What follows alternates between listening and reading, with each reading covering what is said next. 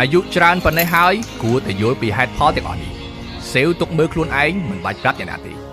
1. និយាយគ្នាជាមួយគេសម្លឹងមើលភ្នែកគេឲ្យត្រង់និយាយជាមួយអ្នកណាមើលមុខអ្នកនោះកុំចេះតែងាកឆ្វេងងាកស្ដាំភ្នែកក្រឡាប់ចុះក្រឡាប់ឡើង 2. ដើរឲ្យមានគោលដៅ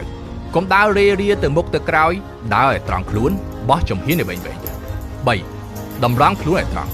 មិនថាពេលឈរពេលដើរឬពេលអង្គុយនោះទេឈរឲ្យត្រង់ខ្លួនពើងទ្រូងបើកស្មាបន្តិចកាយវិការឲ្យលះ 4. ចូលរួមកម្មវិធីកុំនៅត្រាំត្រែងយូរពេកបើអស់កិច្ចការហើយលាគេត្រឡប់ទៅផ្ទះធ្វើការវិញទៅកុំនៅត្រាំត្រែងដូចជាមនុស្សគ្មានការងារធ្វើ 5. ញញឹមទៅកាន់មនុស្សគ្រប់គ្នា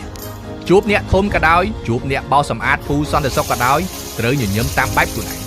អ្នកគ្រប់គេមិនមែនដោយសារតែគេជាអ្នកណាទេវាជាសិលធម៌ក្នុងខ្លួនអ្នកអាយុច្រើនប៉ុណ្ណេះហើយគួរតែយល់ពីហេតុផលទាំងអស់នេះសេវទុកមើលខ្លួនឯងមិនបាច់ប្រាប់អ្នកណាទេ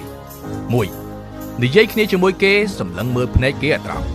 និយាយជាមួយអ្នកណាមើលមុខអ្នកនោះកុំចេះតែងាកឆ្វេងងាកស្ដាំភ្នែកក្រឡាប់ចុះក្រឡាប់ឡើង 2. ដើរឲ្យមានគោលដៅកុំដើររេរាទៅមុខទៅក្រោយដើរឲ្យត្រង់ខ្លួនបោះជំហានឲ្យវែងៗ 3. តម្រង់ខ្លួនឲ្យត្រង់មិនថាពេលឈរពេលដើរឬពេលអង្គុយនោះទេឈរឲ្យត្រង់ខ្លួនពើងទ្រូងបើកស្មាបន្តិច